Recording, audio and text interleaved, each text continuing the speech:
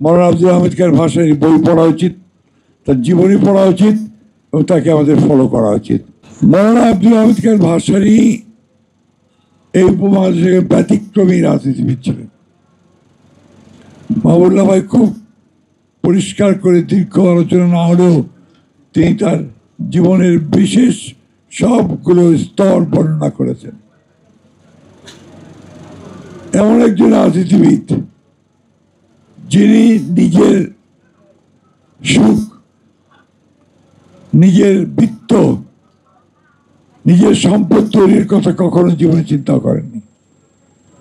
আপনারা যদি কখনো সন্তোষে গিয়ে থাকেন, টাঙ্গাইলের সন্তোষে,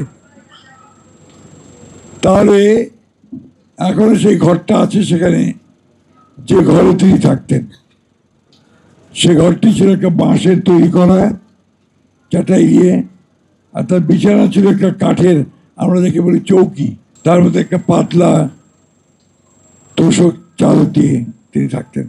মশারিটা পেছনে ওই বাঁশের বেড়ার মধ্যে লাগানো থাকত।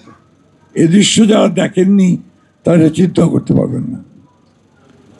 অর্থাৎ আমি এই যে কথা বলছি যে তার জীবন যে কতটা সহজ এবং স্বাভাবিক ছিল এবং একেবারেই সাধারণ মানুষের মতো ছিল, এটা ওটা না দেখলে টের পাওয়া যেত না। এই মানুষটি তার সারাটা জীবন এই দেশের কৃষক, শ্রমিক, কামার, কুমোর, মেহনতি মানুষের জন্য সংগ্রাম করেছেন, লড়াই করেছেন। তার সম্পর্কে বহু গল্প আছে, বহু ইতিহাস। আমাদের বিশিষ্ট ইতিহাসবিদেরা, সমাজবিদেরা তার উপরে অনেক রিসার্চ করেছেন। বিশিষ্ট সাংবাদিকরা তার উপরে অনেক বই লিখেছেন। একটা বিখ্যাত বই আছে আমাদের বিশিষ্ট সাংবাদিক নিউ এজের রুল কবির, রেড মৌলানা, লাল মৌলানা। কেন? যে তিনি যে কথাগুলো বলতেন মৌলানা ভাসানী, এটা একমাত্র সমাজতন্ত্রীরা বলতো, বামপন্থীরা বলতো। তিনি বলতেন যে এই দেশে সাধারণ কামার, কুমার, কৃষক, শ্রমিক, মেহনত মানুষের উন্নয়ন ছাড়া কোনো উন্নয়ন হতে পারে না, যেটা ছিল তার সঠিক বক্তব্য। এবং অনেকে তাকে বলতো তিনি সমাজতন্ত্রী, কেউ তাকে বলতো ইসলামপন্থী, কিন্তু তিনি কখনো এই দুটোর মধ্যে বিরোধ দেখতে পাননি।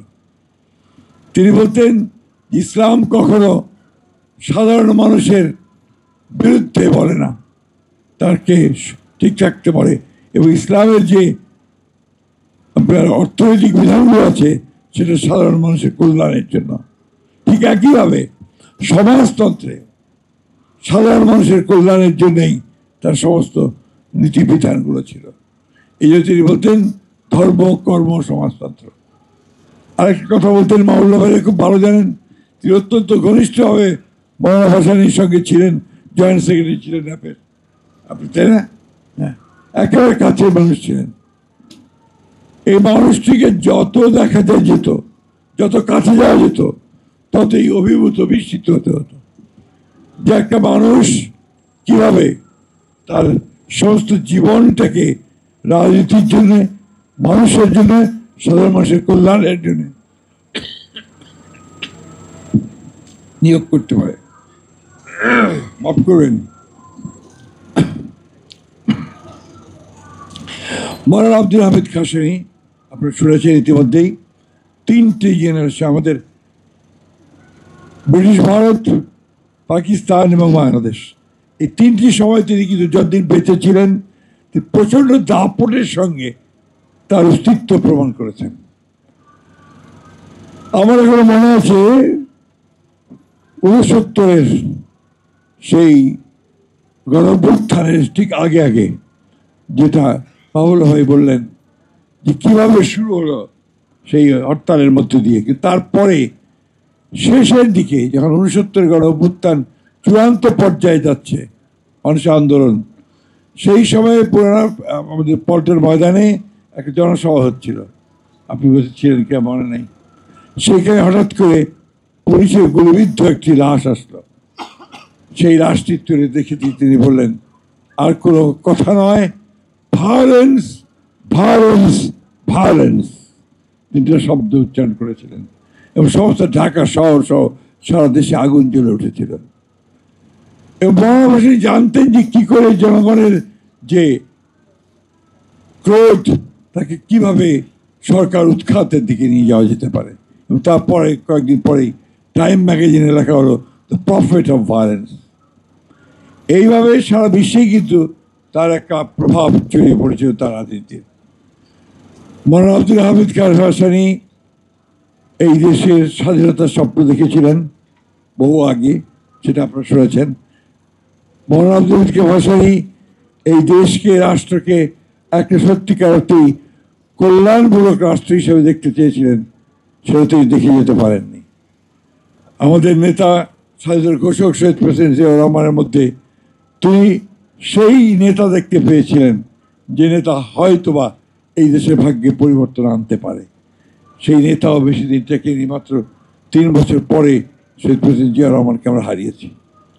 বন্ধুগণ, আমরা যারা বিএনপি করি আমাদের একটা দায় আছে মৌলানা আব্দুল হামিদ খান ভাসানীর প্রতি। সে দায়টা হচ্ছে তিনি আমাদের নেতাকে, শহীদ প্রেসিডেন্ট জিয়াউর রহমানকে তিনি দোয়া করেছিলেন এবং অনুমতি দিয়েছিলেন মশিউর রহমান জাদু মিয়াকে যে জিয়াউর রহমানের সঙ্গে একসাথে কাজ করো। যে কারণে পরবর্তীকালে মশিউর রহমান জাদু মিয়া সাহেব তার ন্যাপকে নিয়ে বিএনপির সঙ্গে মার্চ করে গিয়েছিলেন, একখানে হয়েছিলেন। আজকে যে বিএনপিতে দেখবেন যে একটু বয়স্ক যারা আছেন বেশিরভাগই কিন্তু সেই ন্যাপ থেকে আসা মানুষ, অর্থাৎ মার্চ করে গিয়েছিল। এই যে দায়গুলো, এই দায়গুলো আমাদের স্বীকার করা উচিত। আমাদের মৌলানা আব্দুল হামিদ খান ভাসানীর বই পড়া উচিত, তার জীবনী পড়া উচিত এবং তাকে আমাদের ফলো করা উচিত।